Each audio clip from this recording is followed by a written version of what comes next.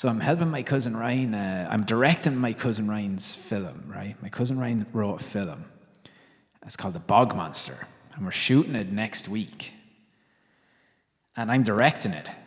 And we're going through it the last few days, trying to, when you write a short story, you have to translate it for cinema too, for visuals, and how to make visuals impactful, right? And one thing that I love doing, right, and I learned it from Ernest Hemingway, right? I'm not sure if you're familiar with the Iceberg Theory, how he writes, okay? So basically,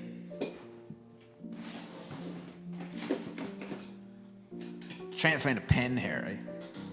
So basically, if we think of an iceberg, right? If we think of an iceberg, only the tip of the iceberg is ever really above water. So the idea of the iceberg theory is that Hemingway will only tell you a little bit of what he is. So he will create a whole story, a massive, massive story. He's writing backstories, he's writing the reasoning behind things, he's writing the backstory of all these sub-characters, different characters that there may be in the film. But when it comes to creating when it comes to creating the final novel, he realized the audience don't need to see that really. He was always trying to simplify things down. It goes back to actually what we were talking about earlier, like the more raw and simple something is, it's more pure. So he was always simplifying it down to what exactly the reader really need to know. So he would take out loads. He would take out motives, he would take out backstories, he'd take out reasoning, he'd take out all that stuff and only leave the tip of the iceberg there. Because that's all that the audience needed to know. But then you read his books, they're so simple, but they feel so full and alive and lived in. But it's because he has written that, but he's just removed it. So we don't get to see it. You can see that? So he's created all of this, but all we're seeing is the top. It's fucking brilliant. So when I use it to write films, what I would do is I'd write a massive film. So let's say for a short film, all I would need is sometimes for a short film all I need is 10 scenes, right? Less than that even. I would maybe write 30 scenes and then I would remove loads that I don't think they need. But anyway, I do a step further. So with my cousin Ryan's film, because it's a book, he does a lot of, sometimes in books kind of explain emotions a lot, right? So I was like, well, we'll remove anything that's explaining emotion because we don't need that in the film. The picture will do that. But also, to keep things going, I'm going to just say, let's say this one scene here, something happens, right? So the guy might see something, or an action happens where he gets scared. Right, so something spooked him, something real scary.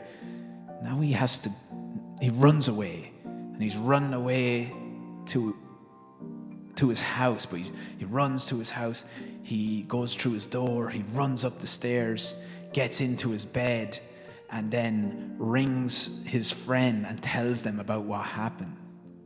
But then the next scene, he is actually at a black tie event, and he's still spooked from what's happened, but he's getting really drunk at the black tie event, all right?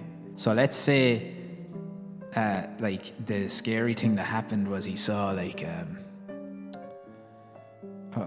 ghost or whatever, who gives a fuck, right? But basically sees a ghost, runs home, runs over the fields, in through the door, up into the bed, rings his friend, tells him, I just saw a ghost. And then the next scene, then he's at the black tie event with his wife, right? Or his girlfriend or something, right?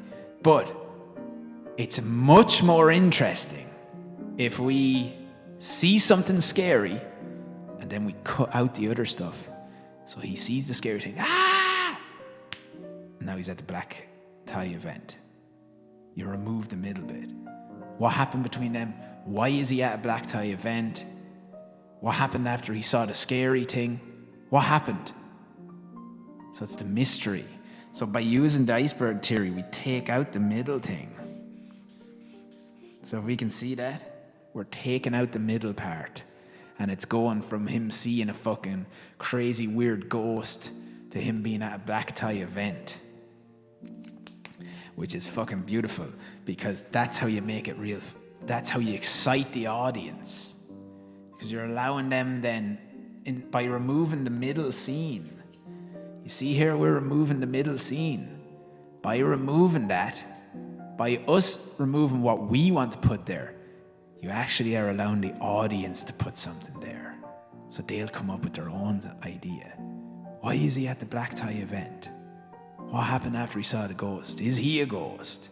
Is he dead? What the fuck? So it just invites them in to start using their brain to start telling the story as well, you know what I mean? So that's kind of where I was using the iceberg theory for filmmaking or for writing. It creates it more exciting, and it's mystery over meaning. That's what it's used for, to create mystery. Forget meaning. You don't need to back things up. You do for yourself. If you think something doesn't make sense in your film, you have to back it up yourself. But then remove it, because it doesn't need to make sense to the viewer. This, of course, is all what I think. And if you want to be a big Hollywood director, directing maybe the Marvel movies, then probably do something different. But if you want to have fun doing it yourself and having good crack creating art, do it this way. Thank you.